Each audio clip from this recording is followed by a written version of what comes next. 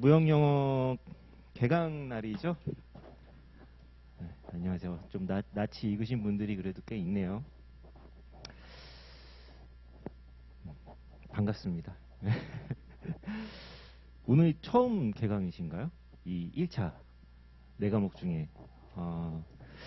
잘 오셨습니다. 일단 뭐 제 간략하게 오늘 첫 시간이니까 뭐 첫 시간부터 막 진도 막 쭉 나가고 하면 좀 그렇잖아요. 매너 없잖아요. 그러니까 오늘은 좀 부담 없이 들어주셔도 될 것 같고, 월요일날 오후에 강의를 오랜만에 하네요. 거의 주말에만 강의를 하다가 월요일날 오니까 또 새롭네요. 그럼 우리 이제 일주일에 4번 보는 거네요. 아, 5번 보나? 예, 아까부터 계속 뵙고 있었어요. 예, 여기도 낯이 익으시고. 그래요? 죄송합니다. 왜 낯이 익으시지? 자, 어쨌든 저는 무역 영어랑 이제 무역 실무 뭐 대외 외환을 지금 합격의 법학원에서 그 강의를 하고 있고요. 이용훈 관세사라고 합니다. 반갑습니다. 너무 이렇게 다들 경직돼 계신 것 같아가지고 좀 서로 친해들 한 달 지나면은 아마 막 시끌벅적할 걸요. 서로 친해져가지고 좀 분위기 좀 띄우고 그래요. 서건 씨. 자, 그리고 뭐 관세사뿐만 아니라 무역 영어뿐만 아니라 뭐 관세사 관련해가지고 뭐 질문사항 있으시면은 학원 쪽에다가도 게시판이 있는 걸로 알고 있긴 하거든요. 근데 학원 게시판 제가 잘 안 들어가가지고 웬만하면은 이쪽 제 개인 메일로 좀 보내주시면은 다음 날까지는 제가 최대한 답변을 드릴 수 있도록 할게요. 뭐 뭐든 다 괜찮아요. 뭐 또 연봉은 어떻게 됩니까? 부터 해가지고 관세사 좋나요? 뭐 하여튼 관련된 가지고 그냥 궁금하신 거 다 물어보셔도 되시고, 또 핸드폰 번호도 말씀을 드리겠습니다. 공부하시다가 뭐 잘 모르겠다 하면은 뭐 이렇게 사진 찍으셔가지고, 예전에는 그렇게 많이 보내주셨거든요. 사진 찍어가지고 이 부분 좀 이해가 안 간다 뭐 이런 식으로 카톡 보내주시면은 막 되게 바쁠 때는 제가 바로 답변을 못 드리고, 그래도 보내주시면 그 날 안에는 당일 안에 무조건 답변을 드릴게요. 여기 다 혹시 1차 시험 한 번이라도 봐보신 분? 완전 처음이신 거예요? 완전 처음이시고 다 처음이신 거예요. 그러면 완전히 그냥 이제 새로 시작한다고 저희가 알면 되겠네요. 뭐 두 분은 좀 보신 경험이 있으실 테고. 자, 요거 지울게요. 요거는 이제 필기하셨을 테니까. 자, 그래서 첫 시간에는 그냥 간략하게 OT 형식으로 진행을 하겠습니다. 그냥 뭐 필기하실 뭐 그런 필요도 없고, 제가 첫 시간에 꼭 드리는 말씀이 있어요. 첫 시간에 드리는 말씀들이 좀 있고, 일단 뭐 간략하게 제 소개를 좀 해드리면은, 저는 관세사가 되기 전에는 그냥 일반 사기업을 다녔어요. 일반 회사를 다니다가 되게 답답하더라고요. 저는 관세사가 돼서 관세법인에서 일을 할 때보다 그냥 일반 사기업을 다닐 때가 훨씬 개인적으로는 좀 불행했던 것 같아요. 그냥 지금이랑 그때랑 비교해보면, 물론 그때는 이제 나이도 어리고 뭣도 모르고 해가지고 그렇게 했는데, 분위기가 그래도 관세법인이나 관세사무소에서는 막 엄청나게 딱딱하거나 그렇지는 않거든요. 어느 정도 좀 수평적인 그런 분위기가 좀 있는데, 일반 사기업은 분위기가 너무 딱딱한 거예요. 아마 되게 잘 아실 거예요. 거의 군대랑 다를 바가 없는, 진짜 책상이 딱 이렇게 돼 있거든요. 물론 다르긴 하고 아마 다니셨던 데는 이렇게 돼 있겠죠. 이렇게 돼가지고 여기 지점장님이 계실 테고, 여기 뭐 과장님, 대리님 뭐 이런 식으로 막내가 이제 딱 여기 있고, 제가 있었던 데는 여기에 팀장님이 계셨어요. 팀장님이 계셨고, 여기에 이제 뭐 부장님, 차장, 과장, 대리, 막내, 사원, 이런 식으로 이제 돼 있었거든요. 그래가지고 이게 1팀, 2팀, 뭐 3팀 막 이런 식으로 돼 있으면은 이제 임원분들이 만약에 사무실을 딱 내려와가지고 이렇게 훅 한 바퀴 돌고 가세요. 그러면은 숨소리도 안 들릴 정도로 조용해집니다. 뭐 회사를 다녀보신 분들은 아마 아실 수도 있겠지만, 물론 안 그런 회사들도 많이 있고 지금은 좀 분위기가 많이 바뀐 걸로 알고는 있거든요. 근데 제가 다닐 때만 해도 벌써 뭐 10년이 넘었는데, 그때는 되게 분위기가 좀 고압적이었어요. 고압적이었고 막 여기서 팀장님이 막 소리 질러요. 막 소리 지르면서 막 뭐라고 혼내고. 근데 저는 관세법인에서 근무하면서는 그런 적이 한 번도 없었거든요. 그래서 그때는 되게 스트레스도 많이 받았고, 뭐 대리가 됐음에도 불구하고 막 길이 안 보이는 거예요. 위에 올라가는 막 길도 안 보이고, 그리고 한 임원분들 갑자기 사라져요. 갑자기 막 좌천돼 가지고 저기 뭐 지방 가서 계시거나 아니면은 뭐 잘리시는 경우도 있고. 그쵸. 임원은 이제 임시 직원이라고 하잖아요. 그래가지고 굉장히 막 정리하고 그런 불안감도 있고, 나도, 근데 그 나이가 점점 어려지는 거예요. 제가 처음 한 이제 20대 후반에 이제 처음 직장 생활을 시작을 했는데, 50 정도가 되는 분들도 막 되게 불안하고, 요즘은 더 심해진 걸로 알고 있어요. 막 40대 초반만 돼도 뭐 정리해고 한다 어쩌고 저쩌고 한다 해가지고 뭐 희망퇴직 신청하고, 그런 좀 고용 불안 정도 되게 심했었던 것 같아요. 자, 그래서 제가 과감하게 회사를 뛰쳐나왔습니다. 네, 뛰쳐나와가지고 공부를 했죠. 이제 열심히 공부를 해가지고 거의 저도 30대 초반에 이제 공부를 시작해가지고 좀 늦은 나이에 이제 합격을 했어요. 늦은 나이에 합격을 하고 이 업계에 이제 들어왔죠. 예, 이 업계에 들어와가지고 지금 한 몇 년 차가 됐는데, 그때랑 지금이랑 비교를 해보면은 정말 잘했다라는 생각이 들고, 만약에 제가 그 회사를 다녔으면 지금쯤 뭐 잘해야 한 차장 정도 돼 있었을 것 같아요. 근데 그때 그 차장님들의 그 인생 막 되게 별로 좋아 보이진 않았거든요. 그래서 결론적으로 말씀드리고 싶은 거는, 잘 진입을 하셨다. 그리고 이왕 진입을 하셨으면은 꼭 합격을 하셨으면 좋겠다. 물론 장단점이 다 있을 수는 있어요. 뭐 일반 회사를 들어가셔도 또 좋은 회사도 있을 수 있고, 분위기 좋은 회사들도 많잖아요, 요새.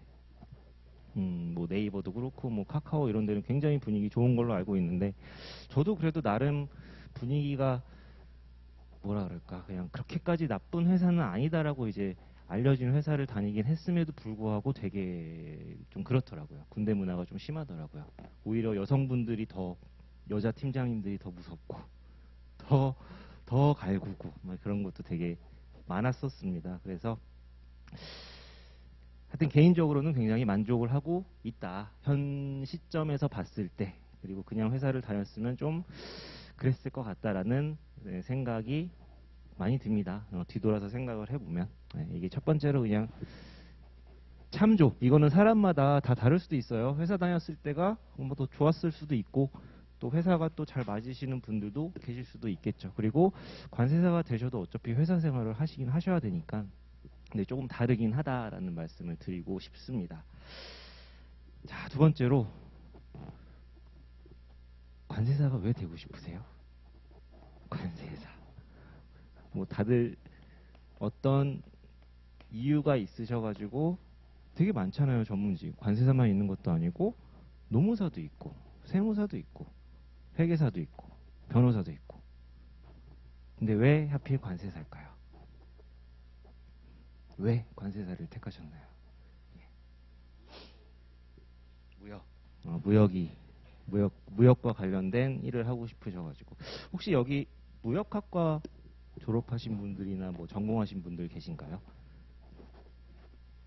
없으신가요? 보통 무역학과나 국제통상학과 쪽에서 아무래도 이제 좀 관세사 공부를 많이 하세요. 그리고 실제적으로도 합격하시는 분들 중에 상당수가 무역학과랑 이제 국제통상학과 분들이 많으시고, 아무래도 계속 선배들이 관세사 배출이 많이 되다 보니까 그 영향을 받아가지고 그냥 이렇게 고시반 같은 것도 있는 걸로 알고 있어요. 무역학과나 이런 그 학과들이 있는 학교들은. 그래서 자연스럽게 이제 무역학과 분들은 그래도 무역 관련된 자격증 중에서는 이제 관세사가 제일 높은 자격증이다 보니까 이렇게 좀 오시는 분들도 계신데 왜 관세사가 택하셨나요? 아, 왜 자꾸 첫 시간부터 질문하고 그래? 뭐 그런 거예요. 질문 좀 그만해. 예. 강사. 예. 안녕하세요. 예, 예, 예. 여기 국제무역사랑 무역영어를 들으셨는데 좀, 그쵸, 그쵸, 그쵸. 예. 그래서 하다 보니까, 관세사라는 직종이 있네. 그리고 좀 찾다 보니까, 연봉도 높나 봐. 그런 기사들도 한창 그때 저희 관세사 공부하시는 분들 되게 확 증가했을 때가 막 연봉 순위 막 몇이 몇이 그거 다 거짓말이에요. 매출 기준으로 잡은 거예요. 매출 기준으로 잡은 거기 때문에 거기서 이제 비용을 다 빼야 돼요. 비용을 다 빼고 이제 정산을 해야 되는데 뭐 그래도 나쁘지는 않죠. 어쨌든 뭐 다른 업종도 마찬가지거든요. 다른 업종 연봉 순위도 어차피 다 거기에 매출 기준이기 때문에 뺄 건 다 빼야 되는데 이건 이제 하기 나름이다라는 말씀을 드리는데 어쨌든 뭐 무역 영어랑 이제 그 국제무역사 공부를 하시다가 좀 관심을 가지시게 됐다라는 말씀이신 거죠. 뭐 다른 분들은 혹시 우리 실무 들으시는 그래서 친근하니까 네. 네. 앞으로 더 불안정할 것 같고 취업도 요새 좀 힘들기도 하고 전문직이 좀 좋을 것 같다라고 생각 드셔가지고 이제 진입을 하신 거죠. 뭐 각자 다 이유들은 다르시겠지만 굉장히 장기 레이스로 좀 생각을 하셔야 되고 만만한 시험이 아니에요. 정말 만만한 시험이 아니고 정말 정말 정말 열심히 간절하게 공부한 딱 90명만 합격을 할 수 있는 시험입니다. 어떻게 보면은 다른 시험보다 더 경쟁률만 봤을 때는 치열할 수도 있을 것 같아요. 왜냐면 세무사만 해도 막 600명 넘게 뽑고 회계사는 1000명 넘게 뽑고 변호사는 뭐 되게 많이 뽑잖아요. 근데 저희 시험은 해봤자 90명이 전부예요. 90명이 전부다 보니까 물론 이제 진입하시는 분들이 그렇게 타 시험에 비해서 많지는 않아요. 많지는 않은데 그래도 합격하기가 쉽지가 않다라는 말씀을 드리고 싶습니다. 그리고 이제 뭐 동차를 준비하시는 분들은 이제 2차 공부도 같이 하시겠지만 지금 아예 그냥 처음부터 이제 시작하시는 분들은 아마 이 스케줄로 가셔야 될 거예요. 지금 7월인데 7, 8, 9, 10 해가지고 내년도 이제 2023년도 3월에 이제 1차 시험이 있을 거거든요. 그래서 1차 시험을 이제 목표로 공부를 하시고 그해 6월 달에 2차를 맛배기로 한번 보시고 동차 공부하시는 분들은 이제 이걸 목표로 하시겠죠. 이제 2024년 처음 지금 시작하시는 분들은 아마 이때 이제 6월 달에 유예 이걸 목표로 공부를 아마 하셔야 될 겁니다. 그래서 그냥 기간만 딱 봐도 그냥 거의 2년 가까이 되는 기간이잖아요. 그래서 긴 시간을 공부를 하셔야 되고 보통 합격하시는 그 연도가 한 2년에서 3년 차가 제일 많아요. 유예로 합격하시는 분들 아니면 이때 떨어지시고 1년 더 하셔가지고 3년 차 동차로 붙으시는 분들 그 비중이 거의 한 70% 돼요. 매년 거의 비슷비슷하고 생각보다 2년차 유예 합격하시는 분들 되게 많아요. 막 카페 같은 데 보면은 2년 만에 어떻게 합격을 해요 하는데 막상 합격자들 모임 가보면 2년 만에 합격하신 분들 되게 많고 2년이면 충분히 물리적인 시간으로는 가능한 시험이기도 하다라는 말씀을 드리겠습니다. 엄청나게 뭐 외울 게 2차는 많기는 해요. 많기는 한데 그래도 2년이면은 충분히 열심히만 하시면은 다 충분히 극복할 수 있는 시간이라고 보여집니다. 그리고 되게 장기 레이스라고 말씀을 드렸잖아요. 지금 오늘 7월 며칠이죠? 4일이죠. 한 2달 정도는 두 달도 아니다. 한 달 아니다. 한 달도 안 하겠다.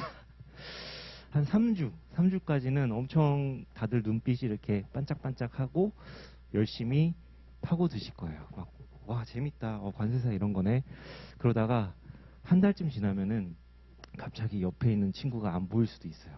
갑자기 사라지고, 그리고 한 2달, 3달 지나면 시험을 접는 사람들도 막 생길 거예요. 그리고 주변에 막 스스로 자꾸 자기 합리화를 막 하기 시작할 거예요. 아, 그래. 지금 한 2년 공부해서 떨어지면 어떡해. 차라리 취업하는 게 낫지. 한 살이라도 어릴 때. 차라리 뭐 영어 공부를 더 할까? 토익 점수를 더 올릴까? 이러면서 자꾸 다른 어떤 핑계거리를 찾아가지고 계속 자기랑 타협을 하다가 포기하시는 분들을 어마어마하게 많이 봤습니다. 이거는 뭐 지금뿐만 아니라 1차를 합격하시고도 계속 그런 유혹들이 계속 올 거예요. 이 시험을 합격해서 나가시든 그냥 합격을 안 하고 그냥 포기하시고 나가시든 끊임없이 본인을 괴롭힐 거예요, 아마. 그래서 지금은 이제 처음 1차를 시작하시는 분들은 이게 장기 레이스라고 생각을 하시고 처음부터 막 너무 이렇게 달리시면 좀 지치실 수도 있어요. 좀 지치실 수도 있기 때문에 조절을 좀 잘 하시면서 컨디션 조절을 좀 잘 하시면서 스케줄 관리를 좀 해나가셔야 되는 부분도 있고, 내가 딱 진짜 관세사가 되려고 딱 마음을 먹었는데 자꾸 이제 자기를 이제 약하게 만드는 것들이 막 생길 수가 있거든요. 근데 그런 것들을 지금 시작하는 시점에서 내가 왜 관세사가 되고 싶었지? 라는 어떤 굉장히 뚝심 있는 그런 생각이 없으면은 계속 흔들릴 수 있어요. 계속. 네. 그래가지고 내가 왜 관세사가 정말 되고 싶은 건지. 그래서 저는 첫 시간에 항상 이 말씀을 드리거든요. 정말 관세사가 되고 싶은지 시작하시는 분들은 좀 깊이 있게 좀 마음속으로 다시 한번 생각도 해보시고 할 수 있을까? 그리고 만약에 정말 내가 하고 싶다라고 스스로 완전히 딱 결정을 내리셨으면 주변에서 이제 어떤 뭐 그런 유혹 같은 게 와도 그냥 앞만 보고 가는 거예요. 그냥 합격할 때까지.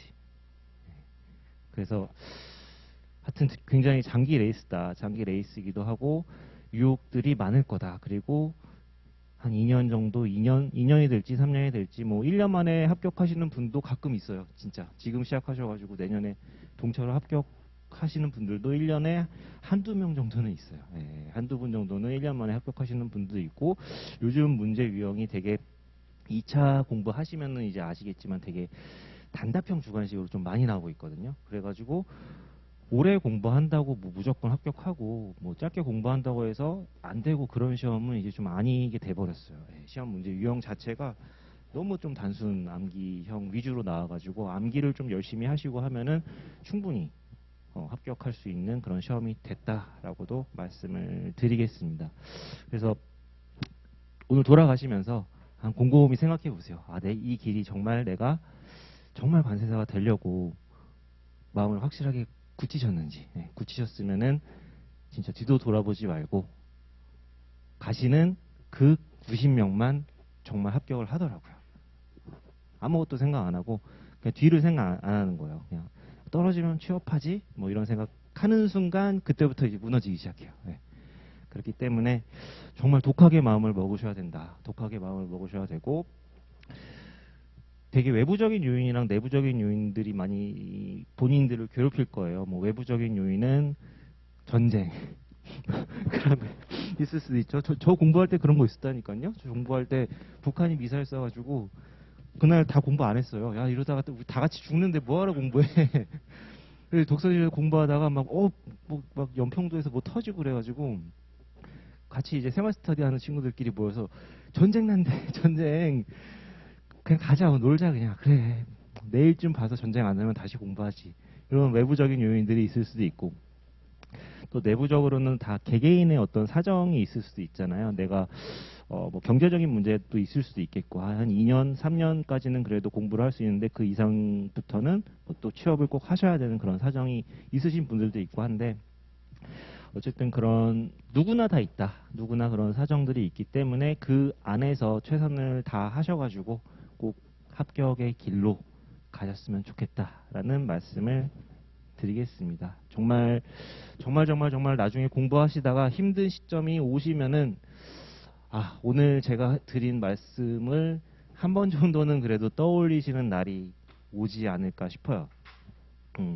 되게 스스로와 하루에도 수천 번을 싸우셔야 되는, 그쵸? 아시죠? 서건 씨는. 서건 씨 맞죠? 예.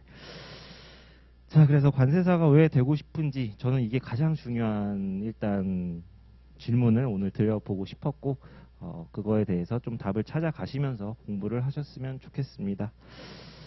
자, 오늘 그럼 과목별로 지금 관세사 처음 진입하시는 분들은 잘 모르실 수도 있으니까 저희 1차 시험은 1교시에 관세법이랑 무형영어, 이제 1교시의 시험을 보시고 2교시에 내국소비세법, 그리고 회계학, 요거를 이제 2교시에 보실 텐데, 아시는 분들은 아시겠지만 저희 1차 시험의 가장 큰 허들은 회계학입니다. 회계학. 네, 그래서 회계를 잘 하시는 분들은 관세사 1차 시험을 되게 빨리 붙으세요. 3개월 만에 붙으시는 분들도 있어요. 회계를 뭐 세무사 공부를 하셨다가 이렇게 넘어오시는 분들도 있거든요. 그런 분들 입장에서는 되게 쉽게 느껴지시겠죠. 근데 저희 시험 1차 시험 보면은 거의 회계학 때문에 다 떨어져요. 네, 1차 시험에서 솔직히 관세법도 그렇고 무형영어도 그렇고 내국서비스법도 그렇고 그냥 어느 정도 열심히 공부하시고 시간 투자하시면은 다 극복을 하실 수 있어요. 충분히 극복하실 수 있어요. 만약에 극복이 안 됐다, 그거는 본인이 공부 열심히 안 한 거예요. 근데 회계학은 좀 얘기가 달라요. 회계학은 1년을 공부하셔도 극복을 못 하시는 분들이 있어요. 그래서 회계학의 시험이 다가오면 다가올수록 회계학에 투여하는 시간이 많아지셔야 될 거예요. 그리고 저 같은 경우에도 하루에 만약에 10시간을 공부하면 막판에 회계학을 한 7시간 공부했던 것 같아요. 그 정도로 회계학이 난이도가 높고, 이제 뭐 회계학 선생님이 잘 설명을 해주시겠지만 재무회계, 원가 회계를 다 공부를 하셔야 되고, 재무 30문제, 원가 10문제가 나오는데 관세사 1차 시험은 회계학을 내가 그러니까 꽈락을 면하느냐 안 면하느냐 싸움이다라고 할 정도로 회계학이 중요해요. 네. 아마 아실 거예요.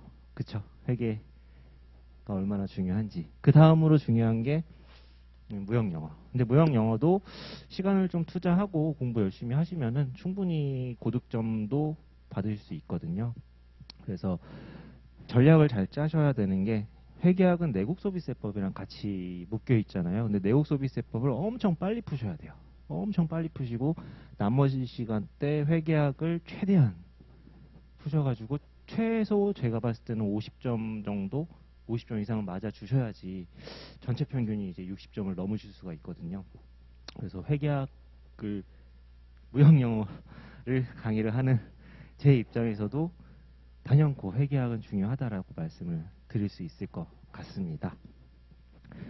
요 1차 시험이 어떻게 쪼개가지고 2차 시험이 되는 거냐면은 관세법이 3과목으로 쪼개져요.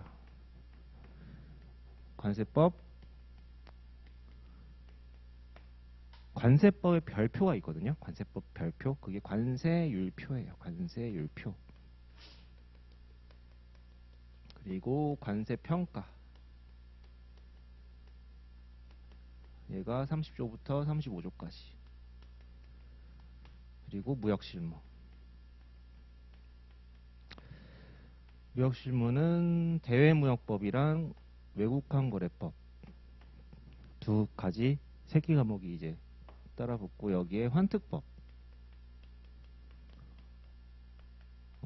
환급특례법이라는 게 붙어가지고 이제 1차에서의 관세법이 저렇게 3과목으로 쪼개지는 거고, 1차에서의 무역영어가 무역실무로 이렇게 간다. 그래서 연계성이 있는 과목이기 때문에 회계학은 뭐 당연히 열심히 공부하셔야 되고, 내국소비세법은 1차만 딱 보면 그냥 다 끝나거든요.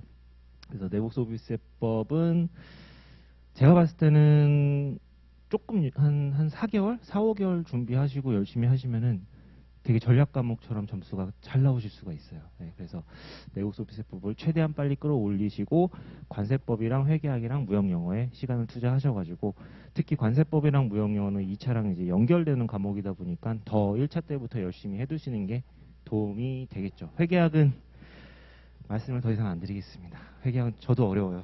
저도 어려워가지고 회계학은 하여튼 우리 관세사 1차를 공부하시는 분들이 가장 많이 어려워하는 과목이기도 하고 가장 그 이제 불합격되는 가장 큰 요인 중에 하나가 회계학이다. 막 2차 모의고사 엄청 잘 보시고 막 이런 분들도 회계학 때문에 막 동차 준비하시다가 회계학 한 문제 꽈락으로 막 탈락하고 이러신 분들 되게 많아요. 그러면 되게 애매해져요. 기간이 되게 애매해진다. 자, 그러면은 혹시 올해 39회 1차 관세사 시험 문제 안 보셨죠? 처음 시작하시는 거니까. 그쵸? 모르시죠? 그럼 혹시 뭐 이런 용어들도 잘 모르실 수도 있겠다. CISG가 뭔지 혹시 들어보셨어요? CISG. 안 들어보셨나? 그래서 3대 협약이라는 말 혹시 못 들어보셨죠? 들어보셨나? 그러니까 무역 영어에 여러분들이 이제 앞으로 공부하셔야 될 어떤 협약 규칙 같은 것들이 있거든요. 그러니까 무역 관련된 어떤 법규라고 보시면 돼요. 관세법이 이제 우리나라에서 관세사 관련된 어떤 법규잖아요. 무역 관련된 전 세계적으로 쓰이고 있는 무역 관련된 CISG라는 게 있고 인코텀즈라는 게 있고 UCP 600 한 번쯤은 들어보셨을 것 같은데 신용장 대금 결제 관련된 어떤 이런 규칙들이 있는데 올해 같은 경우도 그렇고 작년 같은 경우도 그렇고 재작년도 그렇고 무역영어는 요 세 파트에서 거의 18문제 19문제가 출제가 되고 여러분들이 앞으로 무역영어 공부하시면서 제일 열심히 공부하셔야 될 파트가 요 3대 협약이라고 일컫습니다. 원래는 예만 협약이에요. 예만 협약이고 얘네는 규칙이거든요. 이것도 나중에 설명을 드릴 건데 근데 그냥 3대 협약이라고 계속 모든 사람들이 부르다 보니까 그냥 3대 협약, 3대 협약이 돼버렸고 2차에서도 엄청 중요하고 1차에서도 요 3대 협약에서 고득점을 가져가시지 않으면은 무역영어에서 이제 좋은 점수를 받기가 좀 힘들다. 그래서 지금 오늘은 아마 1권만 받으셨을 텐데 여러분들이 나중에 수험장, 시험장에 마지막에 들고 들어가셔야 될 책은 요건 아니고 요거는 진짜 가볍게 볼 거예요. 2권이 다 영어로 돼 있어요. 영어로 돼 있는 책이 있는데 그거를 정복을 하셔야 됩니다. 예, 그걸 정복을 하셔야지만 무역영어에서 고득점을 받을 수가 있고 정복하실 수 있게끔 열심히 한번 공부를 해보자고요. 예. 자, 그래서 요거는 3대 협약 관련해가지고 나중에 수업 시간에 조금 더 자세하게 말씀을 드릴게요. 자, 그 다음에는 관세사 이제 합격한 다음에 뭐 어떤 진로가 있는지 뭐 좀 궁금하실 수도 있을 것 같아가지고 그런 부분도 조금 말씀을 드릴게요. 일단 가장 많은 케이스가 일단 90명이 합격을 하겠죠. 90명이 합격을 하고 제일 많이 가는 게 관세법인 아니면 사무소. 관세법인은 관세사가 5명 이상이 있어야 돼요. 5명 이상이 돼야지만 관세법인을 이제 개업을 할 수가 있는 거고 관세사무소는 그냥 관세사 한 분만 있어도 충분히 이렇게 개업해가지고 활동할 수 있는 그런 거를 관세사무소라고 하거든요. 그래서 여러분들이 만약에 이제 합격을 하시면은 처음에 5개월 정도 관세법인이 됐든 관세사무소가 됐던 수습 관세사로서 이제 일을 하실 거예요. 그거는 거의 이제 합격하시면은 무조건 수습은 좀 이렇게 받으셔야 되거든요. 그래서 가장 많은 진로 중에 하나가 이제 관세법인에 들어가셔가지고 이제 관세사 활동을 하시는 이런 케이스가 있고 또 두 번째로는 회계법인.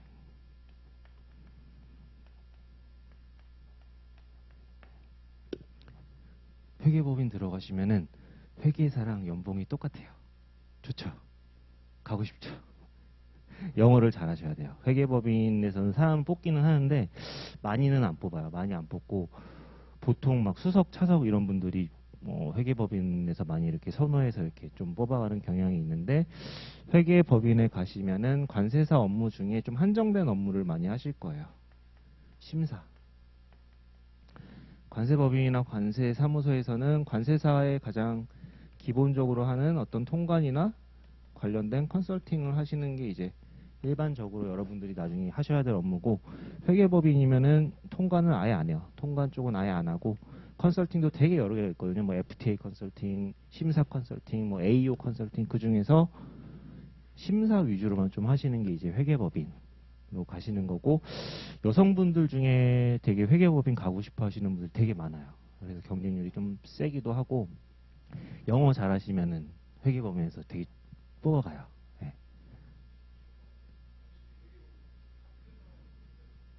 모르죠. 그거는 자기 하기 나름이죠. 가가지고 열심히 하시면은 또 나중에 파트너 다실 수도 있는 거죠. 회계법인,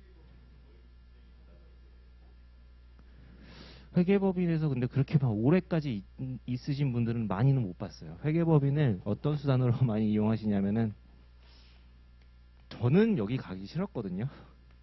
근데 이렇게 다시 가시는 분들이 있어요. 저는 여기에서 이게 싫어가지고 나와가지고 일로 왔는데, 관세사가 되셔가지고 회계법인이든 관세법인이든 근무하시다가 일반 기업체에 한 3년 차 이상 되시면은 이제 관세사 채용을 해요. 특채로 채용을 하는데 뭐 대리나 과장급으로 이제 뽑아가는데,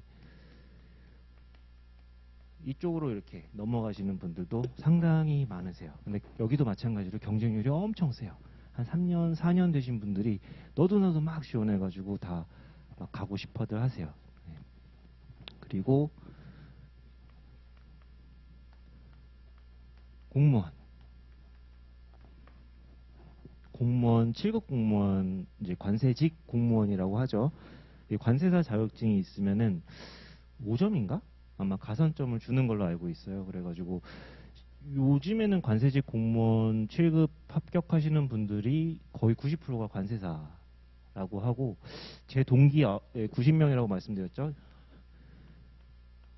90명 중에 무려 10명이나 지금 7급 공무원 가가지고 공무원 생활을 하고 있어요. 그렇게 또 처음부터 아예 공무원을 되고 싶었는데 그 가산점 5점을 받기 위해서 관세사가 되시는 분들도 있어요. 네, 그렇게 가시는 분들도 있고, 거의 요 정도 것 같아요. 아니면은 이제 공공기관. 근데 공공기관에는 뭐 이제 FTA 센터라든지 뭐 무역협회, 코트라 이런 데가 있는데, 여기는 정규직으로는 웬만하면 잘 안 뽑고 그냥 뭐 2년 계약직 이런 식으로 해가지고 이제 잠깐 들어가서 근무하시게끔 그렇게 하는 경우는 좀 있어요. 예. 그래서 길이 굉장히 다양하다. 굉장히 다양하기도 하고, 기업체, 나중에 기업체를 가고 싶어 하시는 분들도 또 상당히 많더라고요. 예, 기업체를 이렇게 점프해서 가시는 분들도 있고, 그리고 이직이 엄청 자유로워요. 저희 업계가. 저도 2번 이직을 했고, 제 동기 중에 2번 이하로 이직한 사람이 거의 한 명 있다. 우리 평가 선생님. 이직을 안 하셨지. 이직을 안 하셨는데, 이직이 자유롭다는 거는 그만큼 내가 능력만 있으면은 다 이렇게 어디든 갈 수 있다라고 보시면 될 것 같아요. 그리고 이직해버릴 수도 있다 보니까, 이직을 워낙 관세자들은 자주 하다 보니까 막 위에서 막 그렇게 심하게 갈구지도 못해요. 막 갈구면 나가버리니까. 네. 그래서 그런 부분도 되게 좋은 부분 중에 하나다라고 생각하시면 될 것 같아요. 네. 뭐 죄송하지 않으셔도 돼요. 질문 편하게 하세요. 네. 그쵸. 3년에서 한 5년 정도. 네. 그거는 이제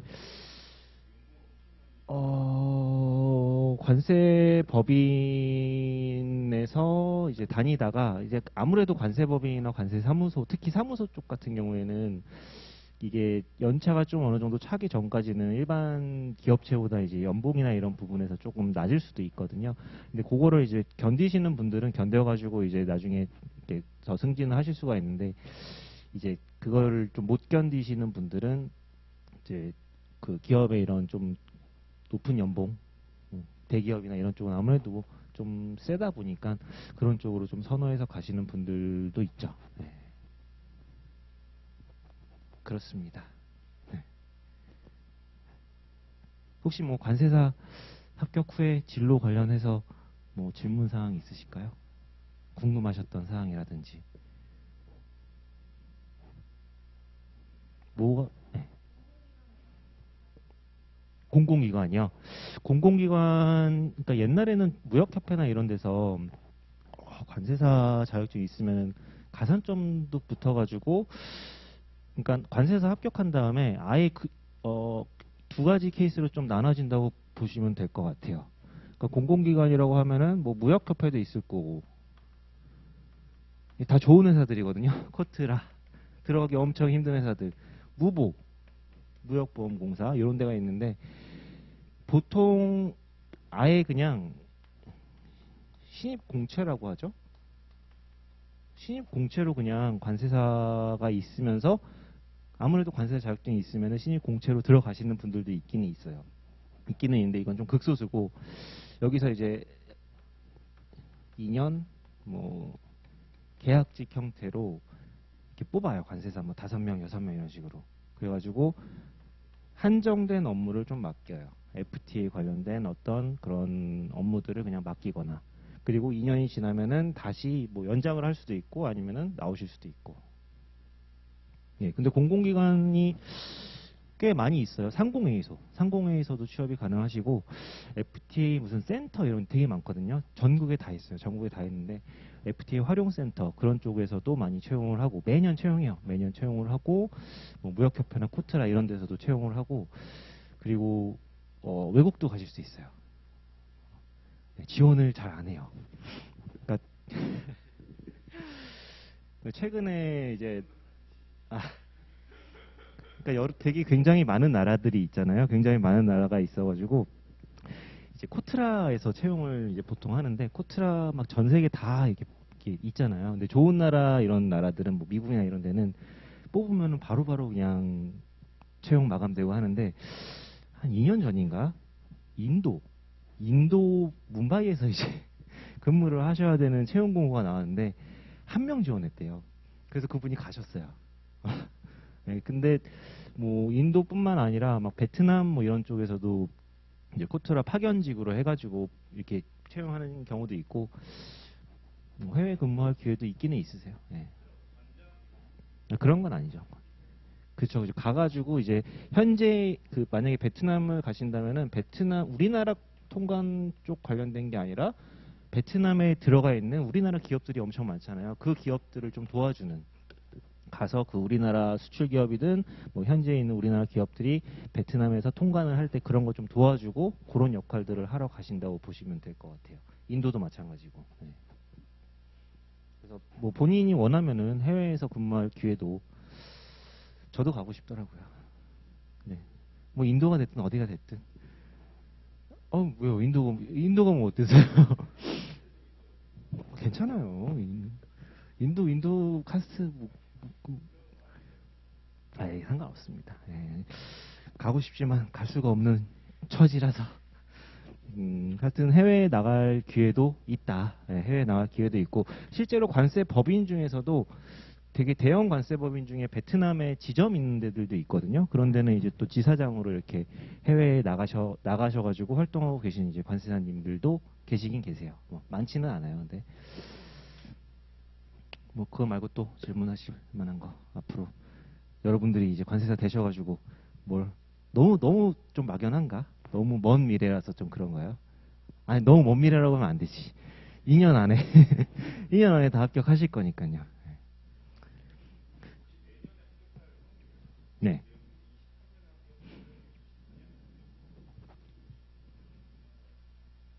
그저 어떻게 알겠어요.